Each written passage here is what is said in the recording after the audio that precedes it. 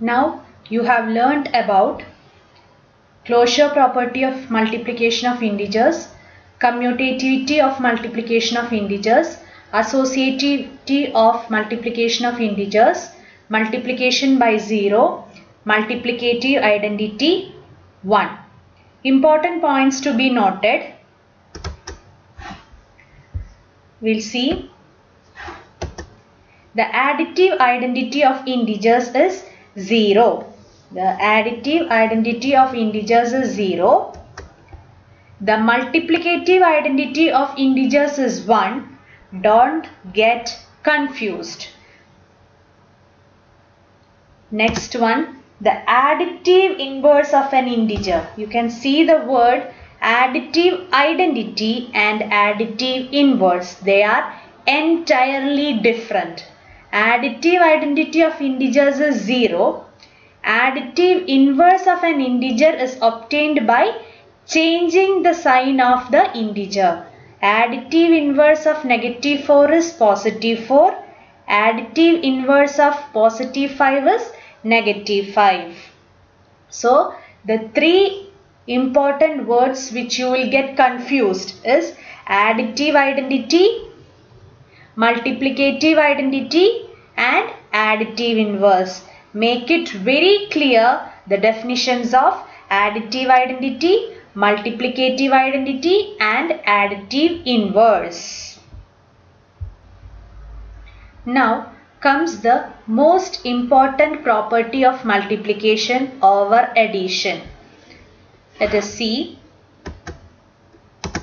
That is distributive property of integers. You are not hearing this word for the first time. In 6th standard we have learned distributive property of whole numbers. So here the same thing happens. We'll see the following examples. Okay. Here you have 3 examples. One I will explain for you. Negative 2 into 3 plus 5. I have told you, you should read it like that itself. That is negative 2 into 3 plus 5. Okay, 3 plus 5 is the first operation you should do, and then you will multiply the answer with negative 2. So 3 plus 5 is 8. Negative 2 into 8 is equal to negative 16. Okay, this is what is the first thing when you will do when you get a question like this. Here we'll see negative 2 into 3 plus negative 2 into 5. That is what you call as distributive property. Okay. Negative 2 into 3 is negative 6. Negative 2 into 5 is negative 10. When you add both these numbers, you are again getting negative 60. So what did you infer from this? Negative 2 into 3 plus 5 is same as negative 2 into 3 plus negative 2 into 5.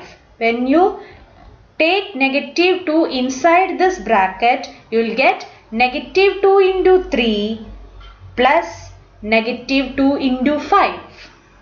Both the answers are same.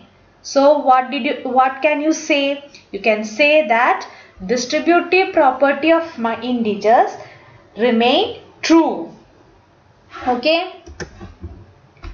So we can say that the distributivity of multiplication over addition is true for integers.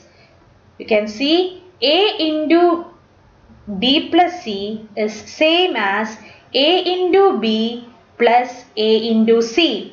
This is what you call as distributive property of integers. A into B plus C is equal to A into B plus A into C. That is, this A is common for B and C. Simple problems. Just find the following products. Here negative 18 into negative 10. You know, negative into negative is positive. 180 into 9.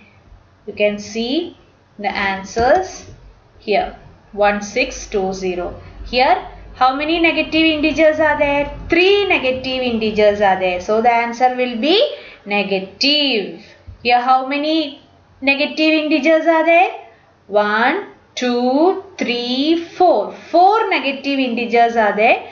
So you will have a positive answer. 1 into 5, 5. 5 into 4, 20. 20 into 6, 120.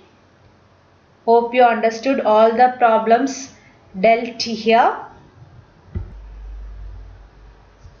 So let us conclude today's session.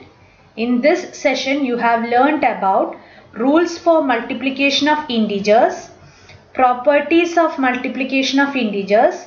Under properties you learned about closure property, commutativity property, associativity property, multiplication by zero, multiplicative identity, and the most important one, distributive property of integers over multiplication over addition. And the last one, you found the product of some integers. Hope you understood the concepts clearly. After this session, you will get a YouTube URL which explains the properties of integers. Watch it carefully. Then attempt the review test paper given. Send your mails to the given Gmail ID. Then write down all the notes in your notebook. Put the appropriate date. Thank you. Have a nice day.